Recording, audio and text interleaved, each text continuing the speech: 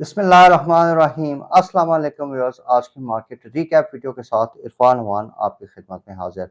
आज की इस वीडियो में हम आपके साथ शेयर करेंगे कि जो रिसेंटली पेट्रोलियम प्रोडक्ट की प्राइसेस बढ़ी हैं और उससे जो एक्सपेक्टेड इन्फ्लेशन आएगी उसका ओवरऑल इकोनॉमी पे और हमारी मार्केट्स पे क्या इम्पैक्ट आ सकता है। इसके अलावा रुपए की जो कंटिन्यूड डिवैल्यूएशन है अगेंस्ट द यूएस डॉलर, उसका भी मार्केट पे एक इम्प्लीकेशन है, वो आपके साथ शेयर करेंगे। और मार्केट के जो की सपोर्ट एंड रेजिस्टेंस लेवल्स बन रहे हैं आज की डिक्लाइन के बाद, उसका एक एनालिसिस आपके साथ शेयर किया जाएगा। And towards the end of the today's video हम आपके साथ मुगल स्टील और आगा स्टील के जो एक्सपेक्टेड रिजल्ट्स हैं, जो इसका जून का क्वार्टर एंड हुआ है और जिनकी डिविडेंड आउट की एक्सपेक्टेशंस है, वो आपके साथ शेयर करेंगे। तो व्यूअर्स, आज के दिन मार्केट में हमने एक नेगेटिव सेंटीमेंट देखा और इंडेक्स ने 419 पॉइंट्स लूज किए हैं और 48,146 के लेवल पे इंडेक्स ने क्लोजिंग दी है। तो व्यूअर्स, वॉल्यूम वाइज अगर हम देखें तो मार्केट में हम देख रहे हैं कि मुसलसल वॉल्यूम में हमें कमी नज़र आ रही है। आज के दिन हमें 194 मिलियन शेयर्स के वॉल्यूम्स देखे हैं। के ऑल शेयर्स में कल के दिन 251 मिलियन शेयर्स के वॉल्यूम थे। उससे पहले जो वर्किंग डे था 11 अगस्त का, उसमें हमने 367 मिलियन शेयर्स के वॉल्यूम्स देखे थे। तो हम देख रहे हैं कि मार्केट में वॉल्यूम्स जो हैं वो अब ड्राई अप होना शुरू हो गए हैं। व्यूअर्स, इसके साथ-साथ आज हम अगर टॉप परफॉर्मिंग सेक्टर्स में देखें तो आज सबसे ज़्यादा negative contribution oil and gas sector की तरफ से आई, फिर उसके बाद fertiliser, power generation, commercial bank और सीमेंट सेक्टर्स हैं। तो व्यूअर्स, ऑयल एंड गैस का कल आपके साथ है हमने इन डिटेल डिस्कस किया था कि क्या इसके प्रोस एंड कॉन्स हैं, सेक्युलर डेट के डिले की क्या रीज़न्स हैं, और ऑब्वियसली हम देख रहे हैं कि एटलीस्ट ओजीडीसी में हमें इसका एक नेगेटिव असर दिखना शुरू हो चुका है।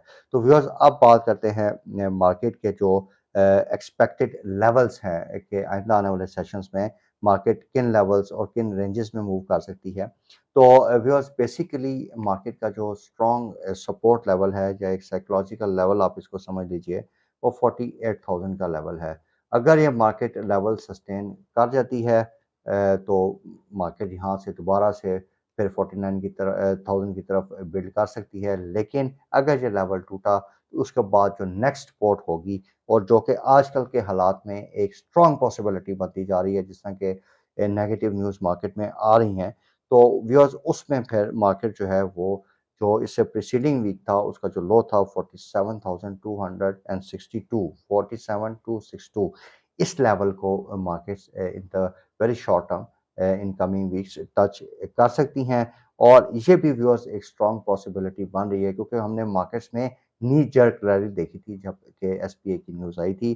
तो अगर मार्केट में थोड़ा-सा मज़ीद सेलिंग प्रेशर बढ़ा तो फिर हम मार्केट में 46,000 का लेवल भी आइंदा आने वाले चंद दिनों में या हफ्तों में देख सकते हैं। तो हमें इन लेवल्स पे काफ़ी ज़्यादा मुहतात होके काम करना है और थोड़ा वेट एंड वॉच की हमें अप्रोच फ़ॉलो करनी है। तो व्यूअर्स, अब बात करते हैं कि आज जो मेन रीज़न बनी मार्केट में डाउन ट्रेंड की, उसकी एक मेन रीज़न ये थी कि पेट्रोलियम प्राइसेस बढ़ी। पेट्रोलियम प्राइसेस की बढ़ने की वजह से इन्वेस्टर में कंसर्न है कि इससे इन्फ्लेशन बढ़ेगी और अल्टीमेटली जो है इससे जो स्टेट बैंक है, जो सितंबर की मॉनेटरी पॉलिसी आ रही है, उसमें वो डिस्काउंट रेट बढ़ा सकता है, क्योंकि ऑब्वियसली जब पेट्रोलियम प्राइसेस बढ़ती हैं व्यूअर्स, तो उसका फॉल आउट होता है तकरीबन तमाम सेक्टर्स पे, और ख़ास तौर पे फूड, एनर्जी और आपकी जो ट्रांसपोर्टेशन है, ये इसमें काफ़ी ज़्यादा इसका इम्पैक्ट आता है। तो इससे आपकी सीपीआई की रीडिंग्स जो हैं वो ऊपर चली जाती हैं। तो अभी ये जो रियल इंटरेस्ट रेट्स हैं, ये थोड़ा-सा बिल्कुल माइनर साइन में गैप है। तो अगर ये मज़ीद नेगेटिव गैप में गए तो स्टेट बैंक को जो है वो मज़ीद इंटरेस्ट रेट्स को बढ़ाना पड़ेगा। ये आईएमएफ की कंडीशन भी है। तो एक्सपेक्ट यही किया जा रहा है कि जिस तरह की ये डिवैल्यूएशन हो रही है और जो पेट्रोलियम प्राइसेस बढ़ी हैं, तो और आगे अगर चल के गैस प्राइसेस भी ये बढ़ाते हैं, तो ऑब्वियसली इससे डिस्काउंट रेट्स आइंदा आने वाली मॉनेटरी पॉलिसी में तकरीबन 2% तक बढ़ाए जा सकते हैं। तो इसी फ़ियर की वजह से हमने देखा कि आज मार्केट में थोड़ा-सा नेगेटिव प्राइस एक्शन रहा। अब व्यूअर्स, बात करते हैं एक जो दूसरी नेगेटिव डेवलपमेंट है, जो कि कल की वीडियो में भी आपके साथ डिस्कस की थी, वो है रुपए की डेप्रिसिएशन, रुपए की devaluation against the US dollar. आज हमने देखा कि तकरीबन ₹3 की मज़ीद डिवैल्यूएशन हुई, ₹294.93 का लेवल है व्यूअर्स।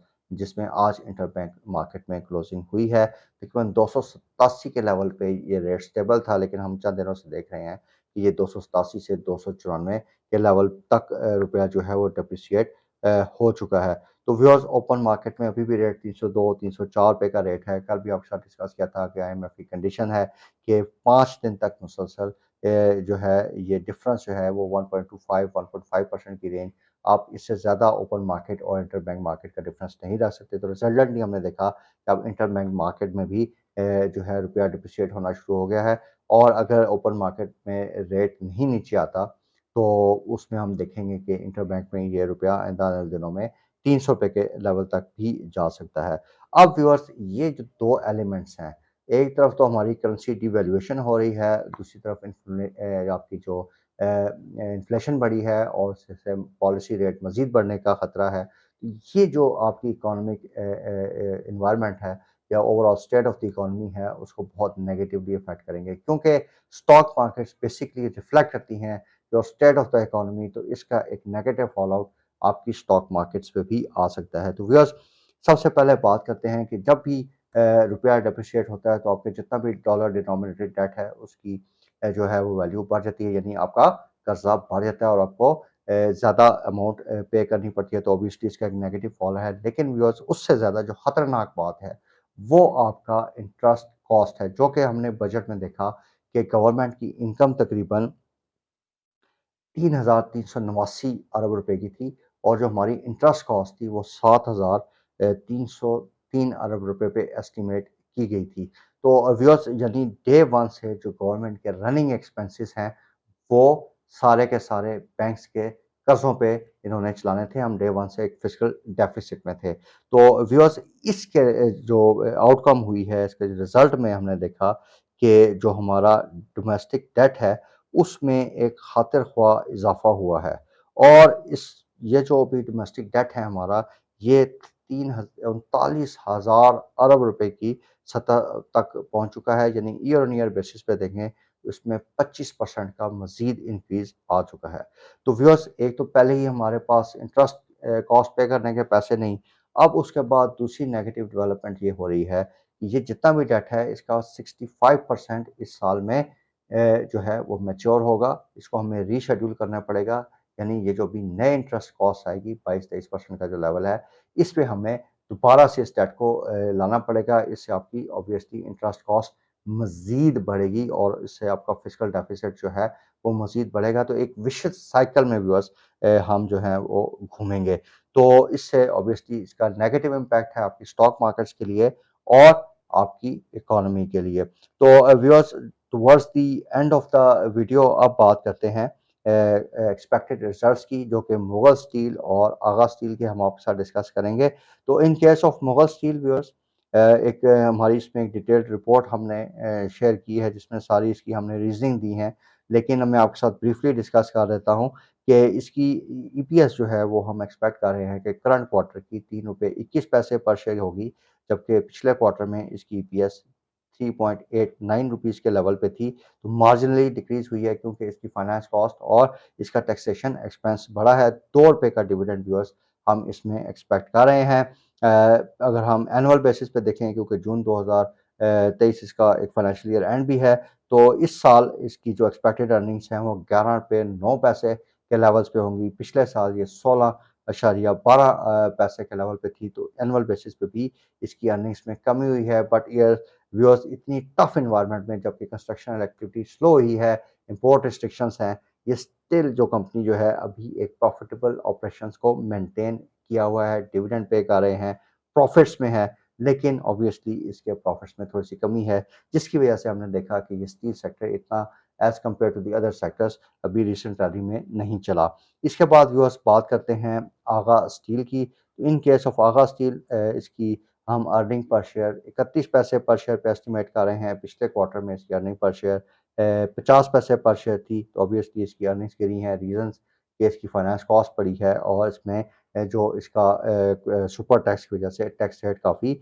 इंक्रीज़ हुआ है। अगर हम एनुअल बेसिस पे देखें तो फाइनेंशियल ईयर 2023 यानी जून का जो साल था, इसमें हम एक्सपेक्टेड अर्निंग्स जो हैं वो 1 रुपये 48 पैसे के लेवल पे देख रहे हैं। पिछले साल इसकी अर्निंग 3 रुपये 7 पैसे थी, तो ईयर ऑन ईयर बेसिस पे भी इसकी अर्निंग में एक मेजर डिक्लाइन है और उसकी रीज़न ये है कि इसकी टैक्सेशन कॉस्ट काफ़ी बड़ी है।